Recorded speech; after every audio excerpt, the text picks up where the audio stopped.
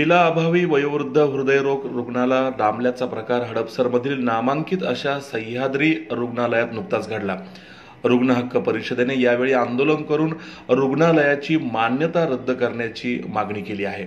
सुरक्षा रक्षक म्हणून काम करणाऱ्या एका मध्यमवयीन गरीब नागरिकास छातीत दुखत असल्यानं मुलीनं व जावयानं हडपसरमधील नामांकित अशा सह्याद्री रुग्णालयात दाखल केले।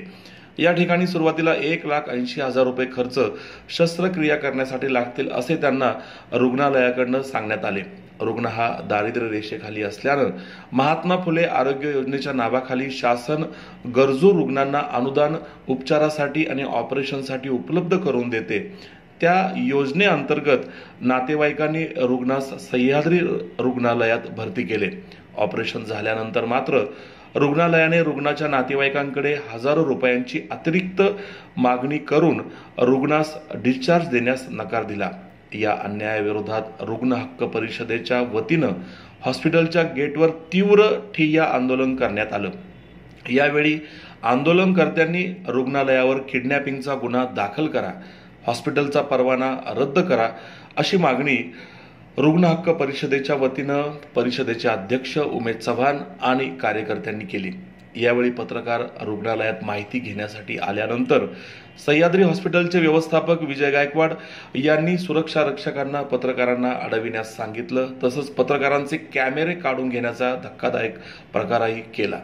हॉस्पिटलमधील कर्मचाऱ्यांना नीट वागणूक व्यवस्थापक गायकवाड हे देत नसल्याचे यावेळी कर्मचाऱ्यांनी खासगीत सांगितले। रुग्ण हक्क परिषदेचा रुग्ण हक्क परिषदेचा रुग्ण हक्क परिषदेचा गरीब रुग्णांना न्याय मिळालाच पाहिजे, गरीब रुग्णांना न्याय मिळालाच पाहिजे, गरीब रुग्णांना न्याय मिळालाच पाहिजे।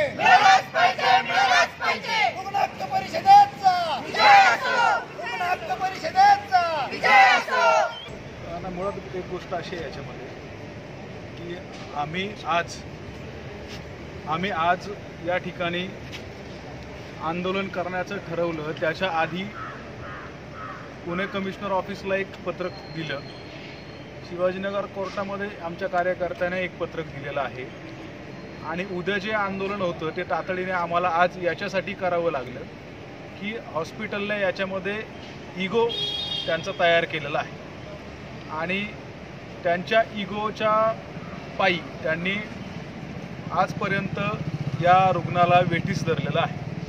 त्या रुग्णाचं नाव आहे सिद्धराम कामण्णा दोडमणी। या व्यक्तीच्या नावे 1 रुपयाची मालमत्ता नाही किंवा स्वतःचं घर असं काही नाही आहे। या व्यक्तीकडं काय म्हणतात त्याला कुठल्याही पद्धतीची प्रॉपर्टी नाही आहे, संपत्ती नाही आहे आणि असं असताना देखील हार्ट अटॅक येणं हे त्याच्या हातामध्ये नव्हतं। जसं अपघात होणं हे हातामध्ये नसतं तसंच अटॅक येणं सुद्धा नसतं, परंतु हार्ट अटॅक आल्यानंतर तातडीने या ठिकाणी त्यांना त्यांच्या कुटुंबियांनी दाखल केलं। त्यांच्या सुनबाई आहेत शीतल दोडमणी, तर त्यांनी या ठिकाणी दाखल केलं। त्यांची कुठलीही प्रॉपर्टी नसताना समाजातून किंवा वेगवेगळ्या स्तरातून त्यांनी 50,000 रुपये उभे केले। आजच्या काळामध्ये किंवा मंदीच्या काळामध्ये एकतर लोकांना पैसे मिळत नाहीत, अशा परिस्थितीमध्ये त्यांनी 50,000 रुपये हॉस्पिटलमध्ये आणून भरले आणि त्यांच्यावरची अँजिओग्राफीच्या टेस्ट नंतरची अँजिओप्लास्टीची शस्त्रक्रिया या ठिकाणी झाली।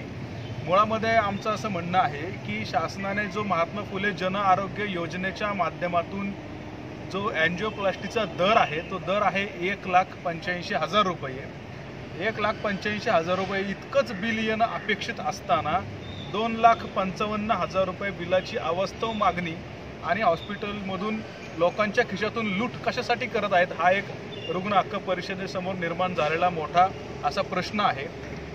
त्याच पद्धतीने पुणे महानगरपालिकेचा जो शहरी गरीब योजनेचा निधी आहे तो त्यांना 1.25 लाख रुपये याच्यामध्ये मिळाला आहे निम्मा।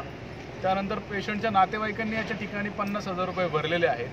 म्हणजे या ठिकाणी जवळजवळ 1,25,000 आणि हे 50 म्हणजे 1,75,000 रुपये यांना ऑलरेडी मिळालेले आहेत। तरीसुद्धा 70,000 रुपये यांना पाहिजेच आहेत आणखी, आणि हे 70,000 रुपये यांना विशेष निधी म्हणून मुख्यमंत्री सहाय्यता निधीमधून सुद्धा 1 लाख रुपयांपर्यंत निधी मिळू शकेल।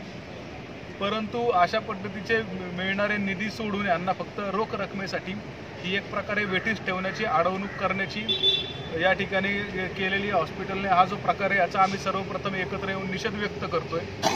या आंदोलनासाठी तातडीने सगळे कार्यकर्ते या ठिकाणी उपस्थित राहिले आणि या ठिकाणी जाब विचारला गेला आणि माननीय वरिष्ठ पोलीस निरीक्षक हडपसरचे श्रीयुत तांबे यांच्या पुढाकाराने या ठिकाणी हॉस्पिटलच्या मॅनेजमेंटबरोबर या बैठक झाली. परंतु त्यांचं आत्तापर्यंतचं म्हणणं असं आहे की 70,000 रुपये भरल्यानंतरच आम्ही या ठिकाणी पेशंटचा डिस्चार्ज करू. परंतु हे आंदोलन केल्यानंतर त्यांच्याकडची जी भूमिका आहे, म्हणजे खरं तर रुग्ण हक्क परिषदेचा आम्ही एक प्रकारे जो या ठिकाणी दणका दिला आहे आपल्या सगळ्यांच्या माध्यमातून सहभागाने सहकार्याने, यातून हॉस्पिटलचं प्रशासन मला वाटतं थंडावलेलं आहे आणि निश्चितपणाने पुढच्या 10-15 मिनिटामध्ये हा डिस्चार्ज आहे आणि हे वेटीस धरलेला रुग्ण याची